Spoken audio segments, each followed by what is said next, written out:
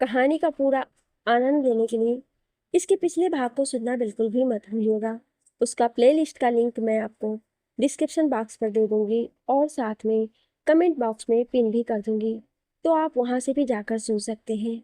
अभी तक आपने सुना, चारू कहती है आप भी भूल रहे हैं कि मैंने क्या कहा था। मैं उस शादी को नहीं मानती। वो कहता है तुम्हारे मानने या ना मानने से ये सच्चाई तो नहीं बदल सकती कि तुम मेरी वाइफ हो, और ये सच्चाई को कोई नहीं बदल सकता। ये बोल वो चारू को देखे जा रहा था।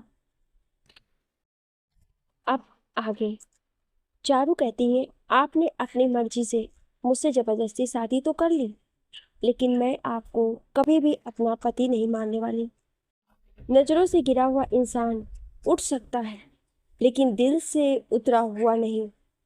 आप मेरे चित्त से उतर चुके हैं। आपने जो भी मेरे और मेरे भाई के साथ किया है, उसके लिए ना मैं कभी आपको माफ करूंगी और ना ही आपको एक्सेप्ट करूंगी। आप चाहे कितनी ही जबरदस्ती कर लें, लेकिन मैं आपको कभी भी नहीं अपनाऊंगी, ना कभी इस शादी को मानूंगी। रो कहता है तुम मानो या ना मानो, लेकिन अब तुम मेरी हो, सिर्फ मेरी, और बहुत जल्दी तुम भी ये मानोगी। ये बोल वो दरवाजे के पास आता और रुककर कहता है बस कुछ दिन, फिर तुम खुद ये सब एक्सेप्ट करोगी। ये बोल वो कमरे से चला जाता है। उसके जाने के बाद चारू दरवाजा बंद करके बेड पर लेटकर रोने लगती है। व्योम भी अपने कमरे में चला जाता है। व्योम जैसे ही अपने कमरे में जाता है, वो देखता है कि उसका फोन बज रहा है। वो तुरंत फोन उठाता है, तभी सामने से कुछ कहा जाता है, जिसे सुनकर वो कहता है तुम सब जल्दी से पहुंचो, मैं अभी आ रहा हूँ। ये बोलकर वो भी जल्दी से चेंज करके वहां से निकल जाता है। एक पुरानी सी फैक्ट्री जहाँ चारों ओर कुछ आदमी खड़े थे, वहीं एक कार से व्योम निकलकर कहता है वो मिला। जिस पर एक आदमी कहता है नहीं सर, लेकिन वो यही था, उसका पूरा सबूत मिला है। हम ये बोल वो उसे कुछ चीजें दिखाने लगता है। वो उन्हें देख कर कहता है कुछ भी करो लेकिन उसका पता लगाओ। ये बोल वो गुस्से से जाकर अपनी कार में बैठ जाता है। ड्राइवर कार आगे बढ़ा देता है। व्योम ने अपना सर सीट से लगाकर अपनी आंखें बंद कर ली। उसके सामने कुछ दिन पहले का दृश्य आने लगा। फ्लैशबैक। व्योम कान्हा से मिलने हॉस्पिटल गया था, क्योंकि डॉक्टर ने बताया था कि उसकी तबीयत में कुछ सुधार आ गया है। व्योम बहुत ही ज्यादा खुश था। उसने खुद से ही कहा अब मैं चारों को सरप्राइज दूंगा। फिर जिस दिन दी, श्री और जानवी की सगाई होगी, उसी दिन मैं सबके सामने इस बात का ऐलान कर दूंगा कि मैं चारों से शादी करना चाहता हूँ। वो बहुत ही ज्यादा खुश था। जैसे ही वो कान्हा के वार्ड में जाता है, वहां पर कान्हा नहीं होता है। व्योम ने पता लगाया तो उसे समझ में नहीं आया कि आखिर कान्हा कहाँ गायब हो गया, क्योंकि किसी को भी नहीं पता था कि आखिर वो गायब कहाँ हो गया। व्योम परेशान था कि तभी उसके फोन पर एक कॉल आता है। सामने से कुछ कहा जाता है, जिसे सुनकर व्योम तुरंत ही वहां से निकल जाता है। कुछ देर बाद व्योम की गाड़ी एक पहाड़ी एरिया पर रुकती है। वो गाड़ी से बाहर निकलता है तो उसके सामने एक औरत खड़ी थी, जिसकी उम्र लगभग 50 साल की होगी।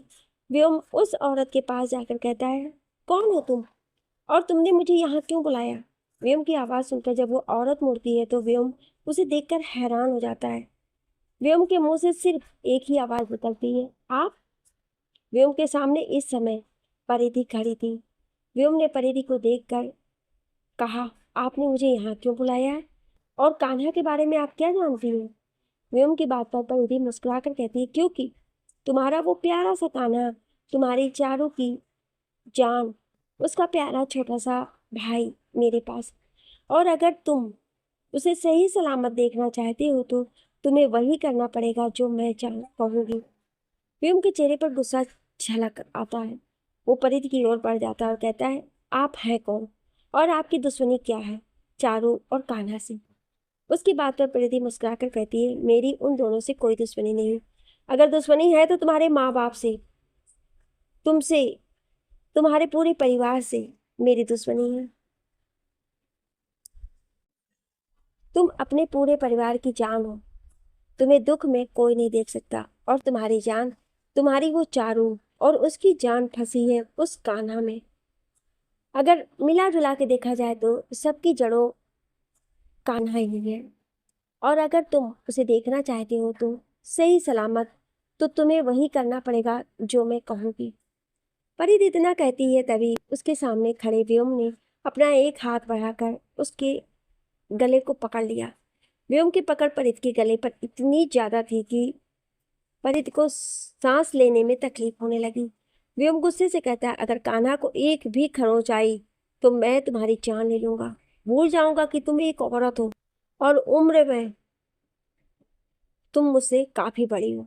व्योम उस पर अपनी पकड़ कसते जा रहा था, तभी उसके कानों में एक आवाज आती, अगर तुमने उन्हें नहीं छोड़ा तो तुम हमेशा के लिए कान्हा से हाथ धो बैठोगे, और अगर कान्हा नहीं रहा तो तुम्हारी चारू भी नहीं रहेगी। व्योम तुरंत परित को छोड़कर पीछे मुड़ता है तो उसके सामने सानवी खड़ी थी। सानवी को देखकर व्योम गुस्से से कहता है, तो तुम भी इससे मिली हुई हो? व्योम की बात सुनकर सानवी मुस्कुराने लगती है। फिर सगाई वाले दिन जब व्योम ने चारों को रोते हुए देखा तो वो उसके पीछे पीछे उसके रूम में जाने लगा था।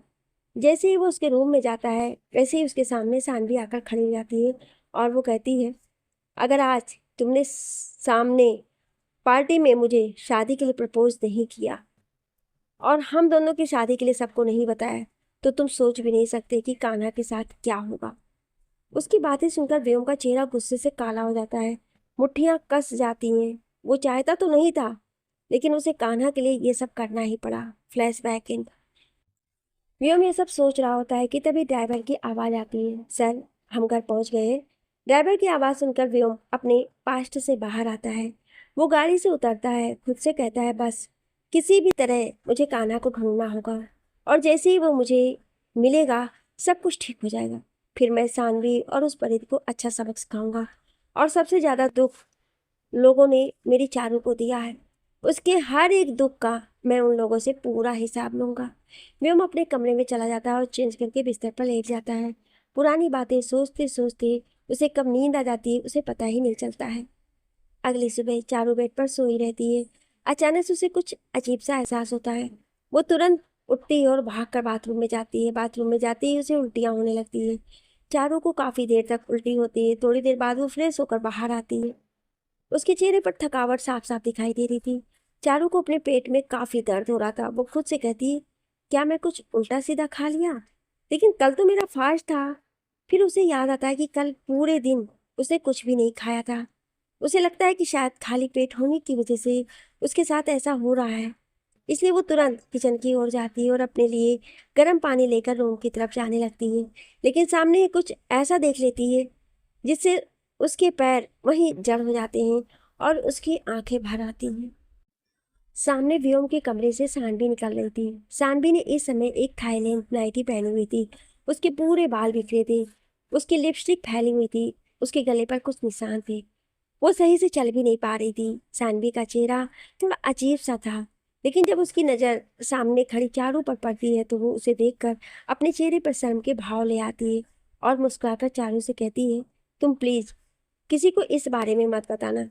अंकल आंटी को शायद ये पसंद ना आए कि मैं और व्योम शादी से पहले ही, ये बोल वो अपने कमरे में चली जाती है। जाने से पहले वो एक नज़र चारू को देखकर जहरीली मुस्कान देती है। चारू अपने थके कदमों से वहां से अपने कमरे में चली जाती है और दरवाजा बंद करके बिस्तर पर लेटकर रोने लगती है। उसके दिल में दर्द का ऐसा सैलाब उमड़ रहा था जो वो किसी से बयां भी नहीं कर सकती थी। वो काफ़ी देर तक रोती रहती है और कब वो नींद की आगोश में चली जाती है उसे पता ही नहीं चलता है। वहीं सानवी अपने कमरे में गुस्से से बैठी थी। उसे बहुत गुस्सा आ रहा था। उसने किसी को फ़ोन करके कहा, मार डालो उसे। तभी सामने से एक आवाज़ आती है, तुम्हारा दिमाग खराब हो चुका है क्या? वो हमारे पास जब तक सही सलामत है तब तक ही व्योम सिंह राठौर हमारे इशारों पर है। अगर उसे कुछ हो गया तो वो किसी को नहीं छोड़ेगा। भूलो मत कि वो क्षितिज राठौर का बेटा है। वो जितना अपनों के लिए नरम है उतना दुश्मनों के लिए सूल है। तुम भी ध्यान से सुन लो, तुम्हारी किसी भी बेवकूफ़ी की वजह से मैं अपना प्लान खराब नहीं कर सकती हूँ। पहले ही उस कियारा ने मेरे एक प्लान खराब कर दिया है। अगर तुमने कोई बेवकूफ़ी की तो तुम्हारा हास्य क्या करूँगी कि तुम खुद को पहचान भी नहीं पाओगी, समझी? ये बोलकर वो फ़ोन काट देती है। सानवी उसकी बात सुनकर गुस्से से अपना फ़ोन फेंक देती है जो दीवार से लगकर टूट जाता है। सानवी कुछ देर पहले का इंसिडेंट याद करने लगती है। फ्लैशबैक। जब व्योम अपने कमरे में आया तो उसे सामने बेड पर सानवी बैठी दिखी। जिसने इस समय एक शॉर्ट थाई लेंथ नाइटी पहनी हुई थी। उसने बोल्ड कलर की लिपस्टिक लगाई हुई थी। उसका चेहरा मेकअप से खूबसूरत लग रहा था। वो बहुत ही अदा के साथ उसके बेड पर लेटी हुई थी। उसे देखकर व्योम की त्योरियां चढ़ जाती हैं। वो गुस्से से कहता है, तुम्हारी हिम्मत कैसे हुई मेरे कमरे में आने की, और ये क्या बेहुदा हरकत है। सानवी स्टाइल से चलकर उसके पास आती है और उसके चेहरे पर अपनी एक उंगली फिराती हुई कहती, ओ व्योम डार्लिंग, मैं जानती हूँ कि तुम कान्हा को ढूंढने गए थे, लेकिन वो नहीं मिला। तुम चाहो तो मैं तुम्हारी मदद कर सकती हूँ, बस तुम मेरे हो जाओ। ये बोल वो उसके हाथों को अपनी कमर पर रखती है, लेकिन व्योम झटके से उसे खुद से दूर झटक देता है, जिससे वो बेड के कॉर्नर से लड़ जाती है और उसके पैरों में चोट लग जाती है। व्योम उसका हाथ पकड़कर उसे शीशे के सामने खड़ा करके कहता है, देखो खुद को तुम कितनी गिरी हुई लड़की हो जो अपने जिस्म की नुमाइश लगा रही है। अरे तुमसे तो अच्छी एक प्रोस्टिट्यूट होती है जो ये सब मजबूरी में करती है, लेकिन तुम। उसके बाद वो उसी के हाथों से उसके चेहरे को रगड़ देता है, जिससे उसका पूरा मेकअप खराब हो जाता है। फिर व्योम कहता है, देखो तुम्हारा असली चेहरा कितना घटिया है।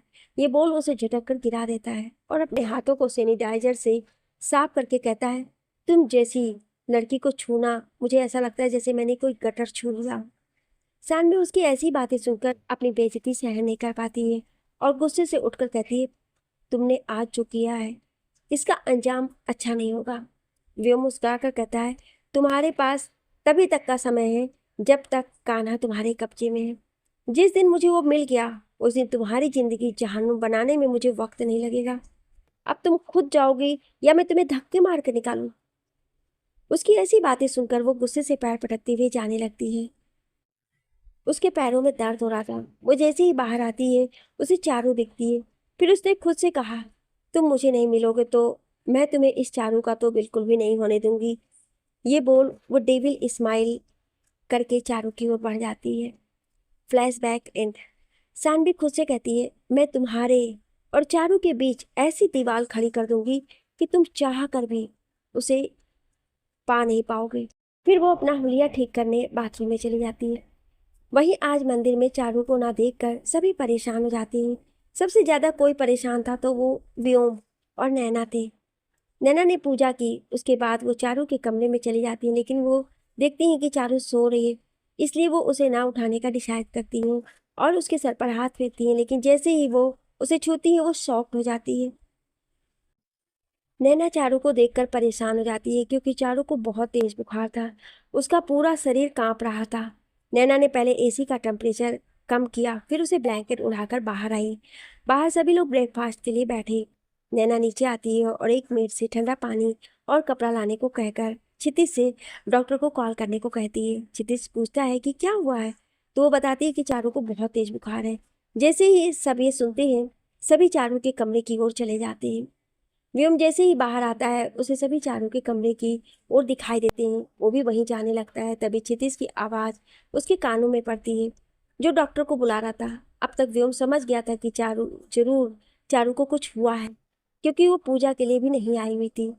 व्योम जल्दी से चारू के कमरे की ओर जाने लगता है। जैसे ही वो अंदर जाता है उसके सामने श्री और आरुषि आकर खड़े हो जाते हैं।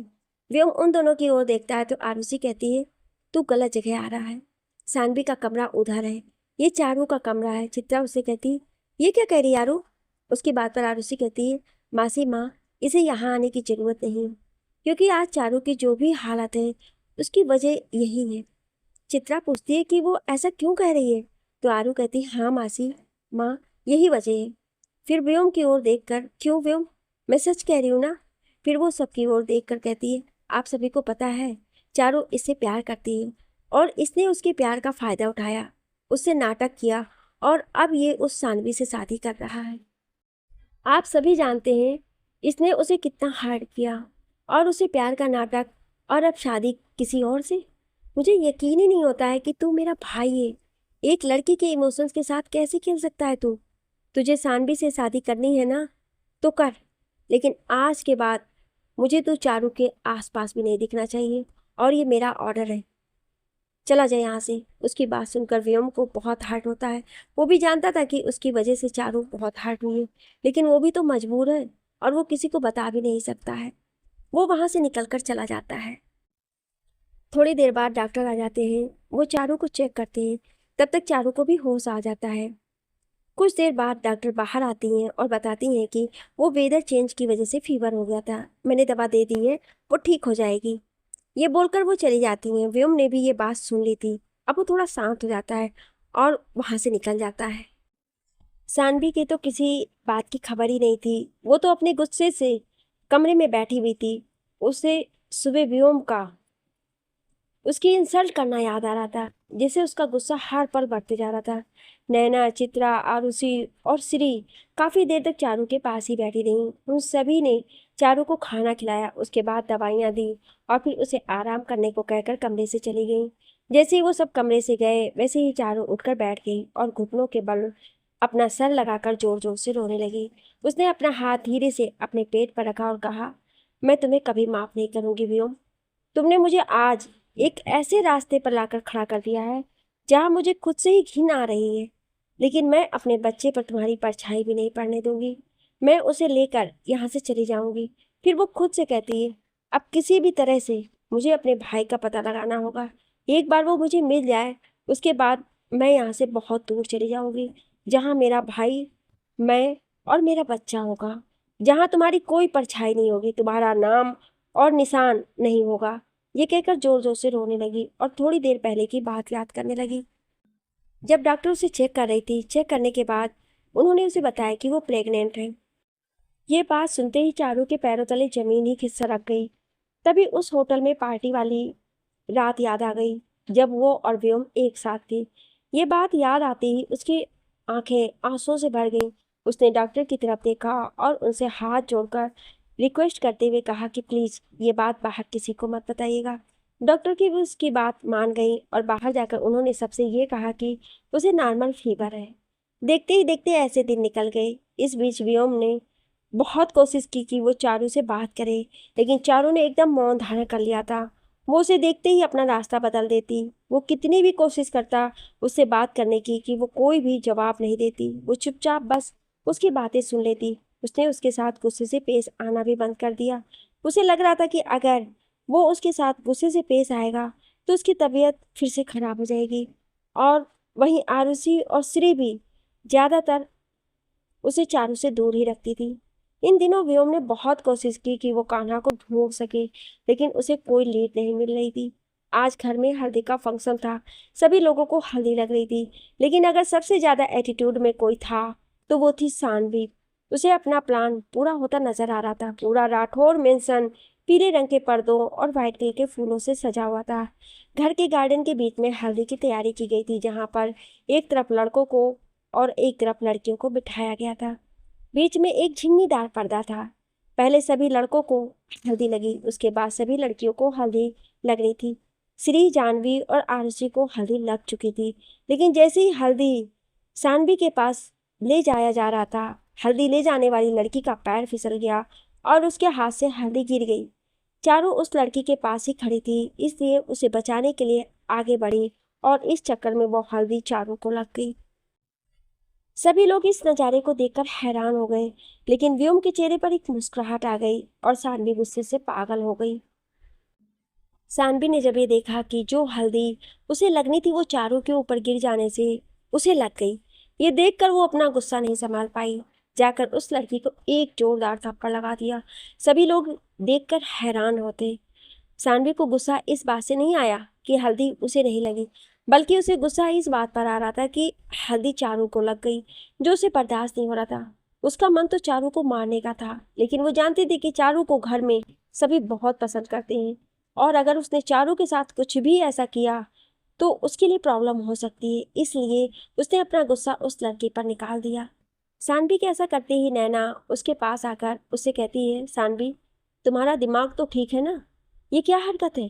उसकी बात पर सानवी कहती है, आंटी, इसने मेरी हल्दी जो मुझे लगानी थी उसे गिरा दिया और आप मुझे डांट रही हैं, जबकि आपको डांटना तो इस नौकरानी को चाहिए।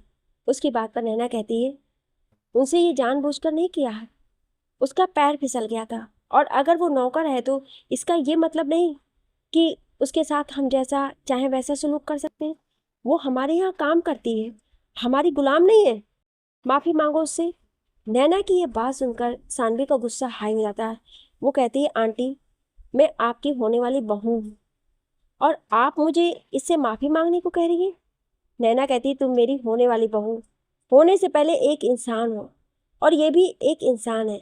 कोई भी पैसे से बड़ा नहीं होता है, इंसानियत से बड़ा होता है, इसलिए माफी मांगो। नैना की ये बात सानवी को अंदर तक गुस्सा दिला देती है। अब उसे नैना से भी नफरत होने लगी। उसने खुद से कहा, एक बार ये शादी हो जाए उसके बाद मैं देखती हूँ तुम सभी को। ये सोचकर वो बिना मन के माफी मांग लेती है। फिर नैना दूसरी हल्दी मंगाकर सानवी को लगवा देती है। खैर, इतने तमाशे के बाद ये फंक्शन खत्म हो जाता है। शाम को सभी हॉल में इकट्ठा होते हैं, लेकिन सिर्फ बच्चे, सभी बड़े सोने चले गए थे। श्री का ये प्लान था कि उसने कहा था कि 2 दिन बाद शादी है, फिर वो इस घर से चली जाएगी, इसलिए वो आज इंजॉय करना चाहती है।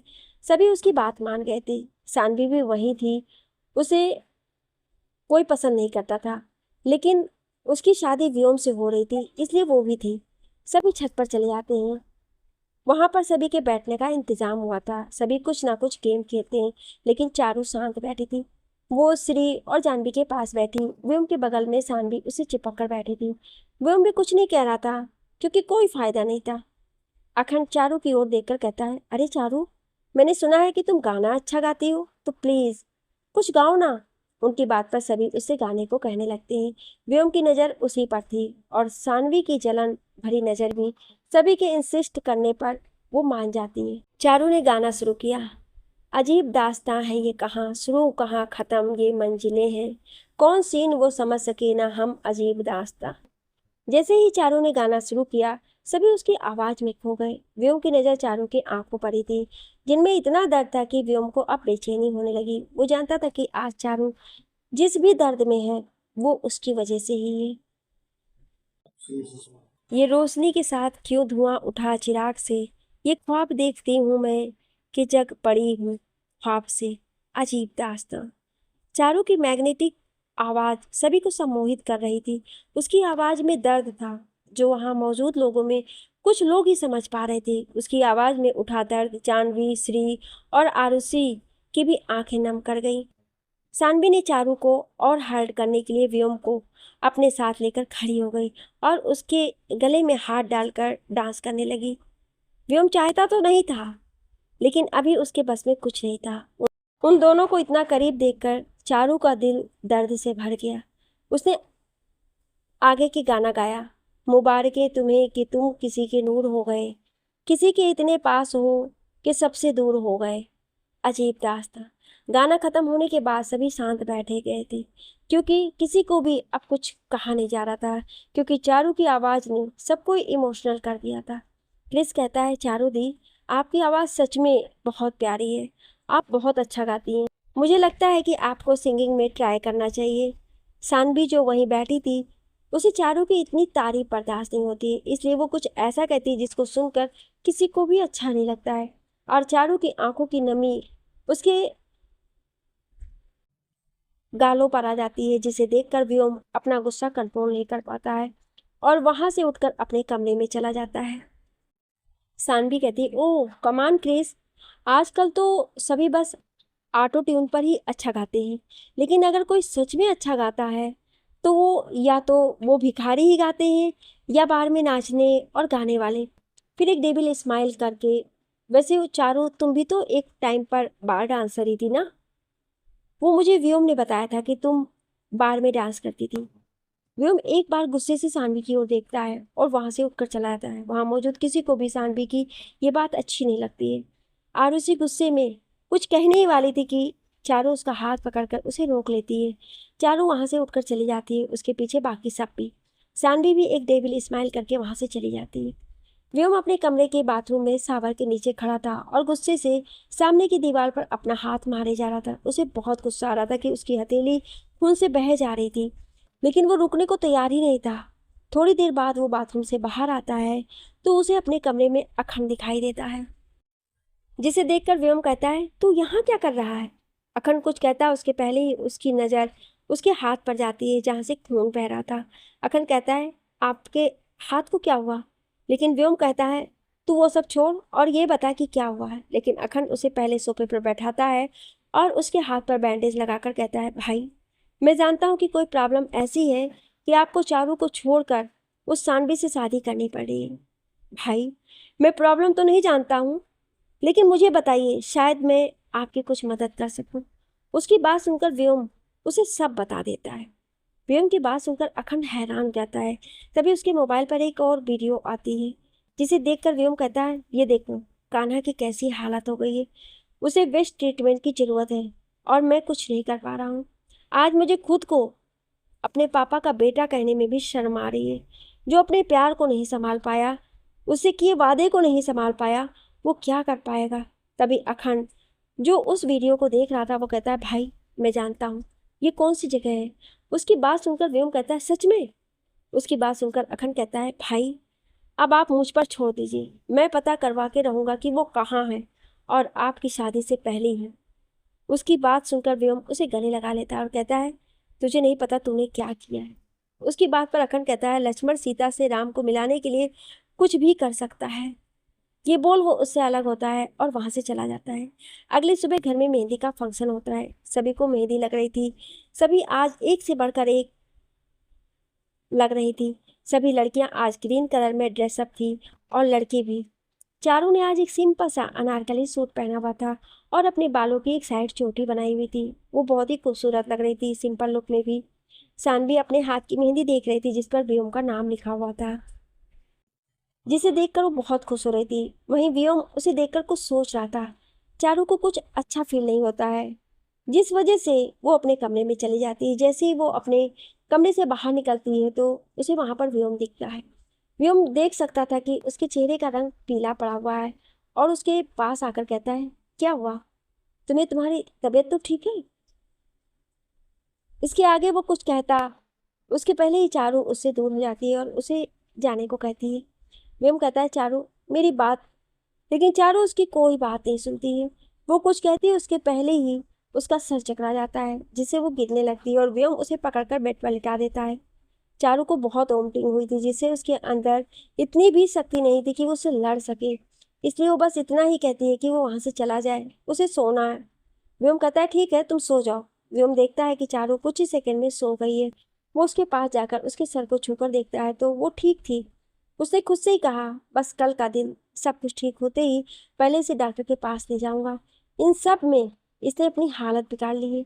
ये बोल वो उसे ब्लैंकेट उड़ा कर जाने लगता है। फिर कुछ सोच कर रुक जाता है और अपने पॉकेट से कुछ निकालकर चारू के पास चला जाता है। वहीं शाम के समय सभी हॉल में बैठे थे। चारू अभी भी सो रही थी। सभी के हाथ से मेहंदी छुड़ा दी गई थी, लेकिन जब सानवी अपने हाथ से मेहंदी निकालती है तो उसके साथ साथ सभी हैरान हो जाते हैं, क्योंकि इसके हाथों में मेहंदी का रंग चढ़ा ही नहीं था। उसके हाथ को देख के लग रहा था कि उसके हाथ पर मेहंदी ही नहीं लगी है। ये देखकर नैना को कुछ याद आ जाता है और वो कहती है, सानवी तुमने हाथों पर कुछ लगाया था क्या। उसकी बात पर सानवी कहती, नहीं।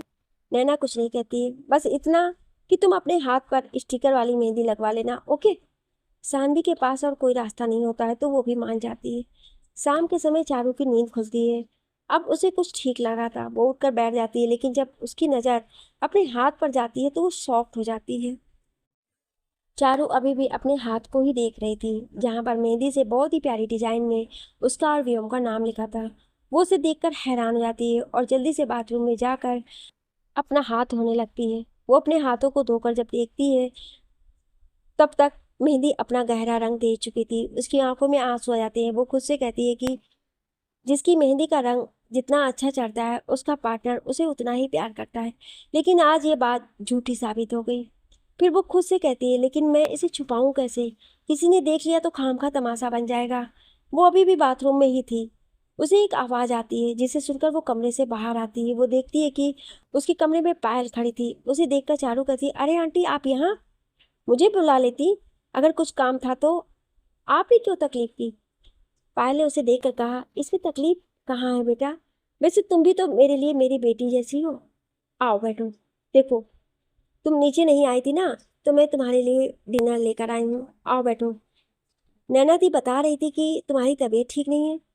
वो तो खुद ही लेकर आ रही थी, लेकिन उन्हें जीजू ने बुला लिया तो मैं लेकर आ गई। आओ बैठो। उसकी बात सुनकर चारू बैठ जाती है तो पायल उसे खाना का पहला निवाला उसकी ओर बढ़ाती है, जिसे देखकर चारू की आंखें नम हो जाती हैं। उसे ऐसे देखकर पायल जल्दी से उसके चेहरे को पकड़ कर कहती है, क्या हुआ बेटा, तुम ऐसे रो क्यों रही हो? उसकी बात पर चारू कहती है, आप सभी इतनी अच्छी क्यों हैं? आप, नैना आंटी, चित्रा आंटी और सना आंटी। मुझे तो कभी कभी यकीन ही नहीं होता है कि दुनिया में आप जैसे लोग भी हैं जो एक अनाथ को इतना प्यार और सम्मान दे सकते हैं। उसकी बात पर पायल उसके आंसू पोंछ कर कहती है, ऐसा कुछ नहीं है बेटा। वो कहते हैं ना, दुनिया एक कांच का महल, आप जैसा देखोगे जैसा ही वैसे ही सब दिखेंगे। तुम बहुत अच्छी हो और प्यारी हो, इसलिए तुम्हें सब भी अच्छे और प्यारे दिखते हैं। उसके बाद वो उसे खाना खिलाती है, जिसे चारू बहुत ही प्यार से कहती है। उसे इस समय बहुत ही दर्द का एहसास हो रहा था कि उसे कुछ दिन बाद इन सभी लोगों को छोड़कर हमेशा हमेशा के लिए जाना होगा, लेकिन उसने खुद को संभाल लिया। पायल उसे खाना खिलाकर आराम करने को कहकर चली गई। वहीं व्योम छुप करके ये सब देख रहा था। उसे अंदर ही अंदर बहुत खुशी हो रही थी कि सभी चारू का इतना पसंद करते हैं। वो मुस्कुराकर वहां से चला जाता है। चारू जैसे ही अपने बेड की ओर जाती है, उसकी नज़र अपने पिलो पर पड़ती है। उसके नीचे कुछ होता है। जब वो उसे उठाकर देखती है तो हैरान हो जाती है। उसकी आंखों से नमी बाहर आने लगती है। अगले दिन आज पूरा राठौर मेंशन दुल्हन की तरह सजा था, क्योंकि आज एक दो नहीं बल्कि चार चार शादियां थी। आरुषि, श्री और जानवी की शादी का मुहूर्त दोपहर में था, लेकिन व्योम की शादी का मुहूर्त शाम को था। सभी अपने अपने कमरे में तैयार हो रहे थे। सभी लड़कियां बहुत ही खूबसूरत लग रही थी। नैना, चित्रा, पायल और सना भी उनकी हेल्प कर रही थी। वहीं सानवी का मेकअप आर्टिस्ट तैयार कर रही थी। वो खुद से ही कहती है, व्योम से मेरी शादी हो जाने के बाद सबसे पहले मैं उस चारू का गेम खत्म करूंगी। उसके बाद होगी मेरी और व्योम की शादी की नई शुरुआत। ये बोल वो मुस्कुरा रही थी। वहीं चारू के कमरे में चारू ने एक लेवेंडर रोज पिंक कलर का लहंगा पहन रखा था, जिससे वो बला की खूबसूरत लग रही थी। ये वही लहंगा था जिसे व्योम ने उसके लिए चूज किया था, लेकिन चारू ये बात नहीं जानती है। उसे लग रहा था ये लहंगा उसके लिए आरू लेकर आई है। वो तैयार होकर बैठी थी। उसके अंदर इतनी हिम्मत नहीं थी कि वो नीचे जाकर अपने सामने व्योम और सानवी की शादी देख सके, लेकिन वो उसे जाना तो था ही।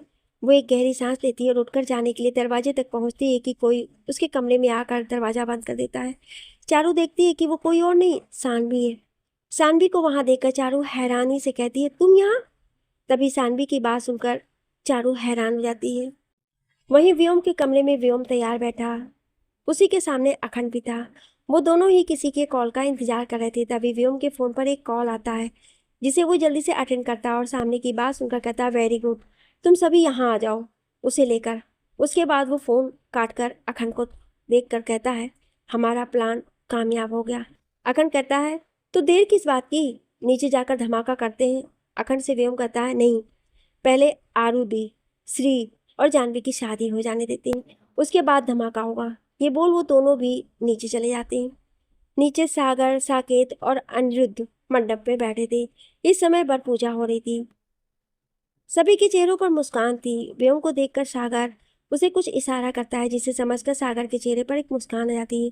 तभी पंडित जी के कहने पर कि कन्या को बुलाया जाए। नैना कहती है, ठीक है पंडित जी। आरुषि को नैना, जानवी को सना और श्री को चित्रा लेकर आती है। वो सभी खूबसूरत लग रही थी। आरुषि ने एक पीच कलर और रेड का कॉम्बिनेशन का लहंगा पहना हुआ था। श्री ने मैरून और पीच कलर का और जानवी ने एक रेड कलर का लहंगा पहना हुआ था। तीनों ही दुल्हन के श्रृंगार में बहुत ही खूबसूरत लग रही थी। क्षितिज की नज़र जब आरुषि पर पड़ती है तो उसे वो दिन याद आ जाता है जब उसने अपनी आरू को पहली बार देखा था। उसकी आंखें कुछ नम हो जाती हैं, क्योंकि उसकी नन्ही सी प्रिंसेस जो हर समय उसके पीछे पापा पापा कहकर भागती थी, वो आज दुल्हन के जोड़े में है जो उसे भावुक कर रहा था। सभी लड़कियों को सभी लड़कों के बगल में बैठा दिया जाता है। सभी के मंत्र शुरू हो जाते हैं। सभी ध्यान से उन सभी को देख रहे थे। पंडित जी ने जब फेरों के लिए खड़ा किया तो सभी लड़के खड़े हो गए। अपना हाथ बढ़ाकर लड़कियों को भी उठाने में हेल्प की। सभी उठ गई। आरुषि और श्री तो ठीक थी, लेकिन जानवी को आदत नहीं थी इतनी भारी कपड़ों की, इसलिए वो दोबारा बैठ जाती है और कहती है मुझसे नहीं चला जाएगा। उसकी बात पर सभी मुस्कुरा देती हैं। तभी सना कहती है क्या है जानू, अगर खड़ी नहीं होगी तो फिर फेरे कैसे होंगे। जानवी कहती है लेकिन मम्मा। वो आगे कुछ कहती है उसके पहले ही शॉक्ड हो जाती है क्योंकि सागर ने उसे अपनी बाहों में उठा लिया और फेरे लेने लगा।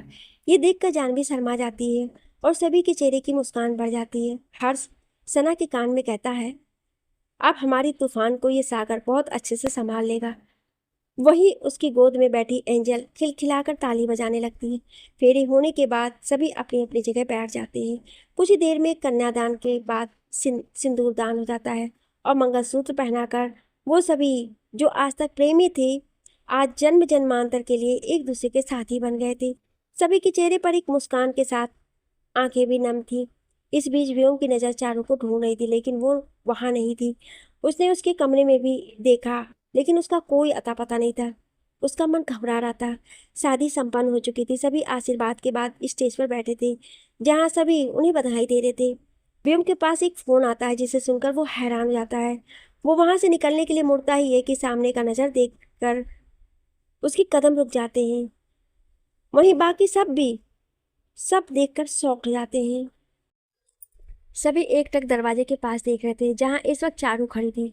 उसके सर से खून की धारा बह रही थी। उसके बाल पूरे उलझे हुए थे और उसका चेहरा आंसुओं से भरा हुआ था। उसके कपड़े धूल से सने हुए थे। उसे देखकर नैना और बाकी के सभी उसके पास पहुंचकर उससे पूछते हैं कि हुआ क्या है, वो ऐसे कैसे है।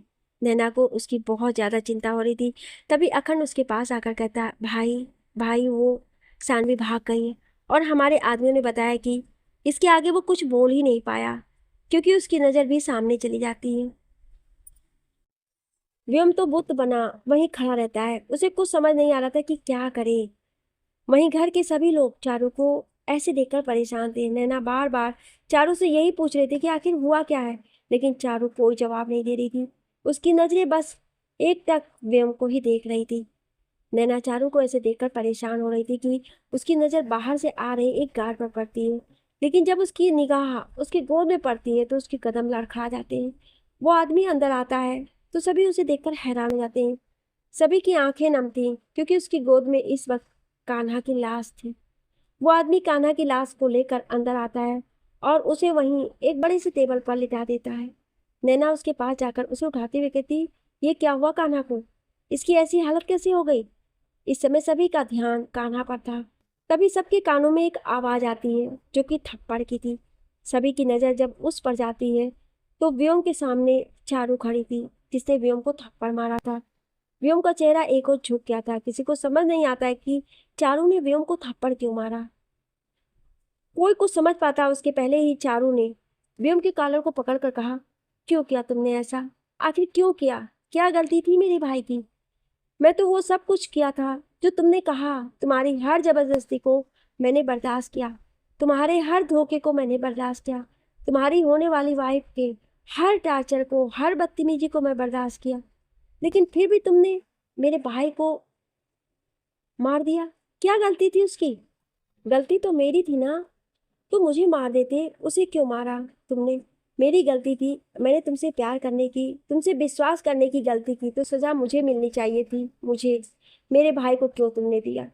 ये बोलकर वो बार बार वो उसे हिलाते हुए बोल रही थी और उसकी आंखों से आंसू बह जा रहे थे। व्योम चुपचाप शांत खड़ा था, उसकी सारी बातें सुन रहा था। उसे समझ ही नहीं आ रहा था कि वो अब चारू को कैसे समझाए कि उसने ऐसा कुछ भी नहीं किया है।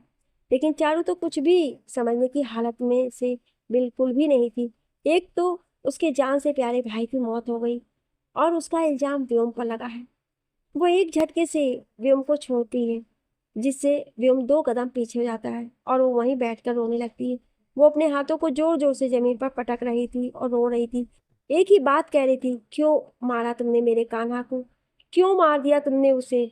उसके लिए मैं बचपन से सब कुछ सहती आई, जो किया सब उसके लिए किया ताकि वो सही सलामत रहे। तुम्हारी भी सारी बातें मानी, तुम्हारी गर्लफ्रेंड की भी, तुम्हारा धोखा, सब कुछ नहीं कहा, लेकिन फिर भी मेरा भाई। पूरा परिवार एक जगह खड़ा चारू को रोते हुए देख रहा था। सबकी आंखों में आंसू बह जा रहे थे। किसी को कोई बात पता ही नहीं थी, लेकिन सभी इस बात से हैरान थे कि आखिर इतना सब उनके घर में उनके सामने होता रहा, लेकिन उन्हें इसकी भनक भी नहीं लगी। और चारू क्यों कह रही है कि व्योम की वजह से कान्हा मरा है? किसी को ये बात समझ ही में नहीं आ रही थी। नैना अपनी जगह से आगे बढ़कर व्योम के पास जाकर खड़ी होती है और उसे अपनी तरफ करके कहती है, व्योम, चारू क्या कह रही है? कान्हा के इस हालात के जिम्मेदार क्या तू है? क्या तेरी वजह से यह सब हुआ है? कैसे हुई कान्हा की यह हालत, बता, मुझे जानना है। व्योम कुछ कहता उसके पहले ही अखंड उसके पास आकर कहता है, बड़ी माँ, पहले मेरी बात सुनिए। मैं जो कहना चाहता हूँ वो ये। लेकिन नैना ने उसे अपना हाथ दिखाकर चुप कर दिया और कहा, आज कोई नहीं बोलेगा। आज मुझे इससे जानना है, क्या सच में कान्हा की जान जाने के पीछे तू वजह है? नैना ने व्योम का हाथ पकड़कर अपने सिर पर रख लिया और कहा, मेरी कसम खाकर कह दे व्योम की कान्हा की मौत के पीछे का कारण तू नहीं है। व्योम ने अपनी आंखें उठाकर नैना को देखा। उसकी आंखें भी नम थी। उसने कहा, माँ, कान्हा के इस हालात और उसके मरने के पीछे का कारण मैं ही हूँ। लेकिन इसके आगे वो कुछ कहता उसके पहले एक जोरदार थप्पड़ की आवाज फिर से आती है जो नैना ने व्योम को मारा था। व्योम अपने गाल पर हाथ रखकर चुपचाप खड़ा था। नैना ने उसके आगे की बात नहीं सुनी और अपने कदम पीछे लेने लगी। उसने कहा, तू मेरा बेटा नहीं हो सकता है। तू ऐसा कैसे कर सकता है एक लड़की के साथ? कैसे? कान्हा की जान चली गई तेरी वजह से। ये बच्ची, इसका इकलौता परिवार, वो बच्चा जो उसका भाई था, जिसके लिए उसने बचपन से इतना सब कुछ सहा, इतना सब कुछ झेला, सबकी ज्यादती सही रही, तेरी वजह से वो उससे हमेशा के लिए छीन लिया। नैना गुस्से से कांप रही थी। तभी क्षितिज उसके पास आता है और कहता है, नैना, मेरी बात सुनो। पूरी सच्चाई वो नहीं है। मेरी बात सुनो। नैना उसकी ओर देखकर कहती है, सुनूंगी, लेकिन क्या आप लोग इसके भाई को जिंदा कर सकते हो? बचा सकते हो इसके भाई को वापस? क्षितिज को समझ में नहीं आता कि वो नैना को कैसे संभाले, लेकिन फिर भी वो नैना से कहता है, नैना प्लीज मेरी पूरी बात सुनो। पहले हमें कान्हा का अंतिम संस्कार करना होगा, उसके बाद हम सारी बातें बाद में डिस्कस करेंगे। अभी हमें उसके अंतिम संस्कार के बारे में सोचना होगा। ये बोलकर वो उसके पास जाने ही वाला होता है कि तभी एक जोरदार आवाज आती है जो कि चारू की थी। चारू ने कहा, कोई भी मेरे भाई को हाथ नहीं लगाएगा। वो मेरा भाई था, वो मेरी जिम्मेदारी था। उसके अंतिम संस्कार की जिम्मेदारी भी सिर्फ और सिर्फ मेरी ही है। लेकिन चारू ये कहते हुए पायल सामने आती है। लेकिन चारू उसके सामने हाथ जोड़कर कहती है, नहीं आंटी, प्लीज, मैं इस समय किसी का अपमान नहीं करना चाहती, लेकिन इस समय मुझे अपने शब्दों पर काबू नहीं है, इसलिए प्लीज कोई भी मेरे बीच में ना आए। चारू वहां से उठकर अपने भाई के पास जाती है, लेकिन अचानक से उसकी आंखों के आगे अंधेरा छा जाता है और वो बेहोश हो जाती है। वो नीचे गिरती उसके पहले ही उसे पायल और नैना ने पकड़ लिया। क्या सभी को पूरी सच्चाई पता चल पाएगी कि चारू के भाई की मौत कैसे हुई और व्योम को वो क्यों जिम्मेदार ठहरा रही? आखिर कैसे हुई उसकी मौत? कैसे पहुंची चारू अपने भाई के पास? जानने के लिए सुनिए अगले भाग में। क्या आप अगला भाग सुनना चाहते हैं तो कमेंट में यस जरूर लिखिएगा। Thank you.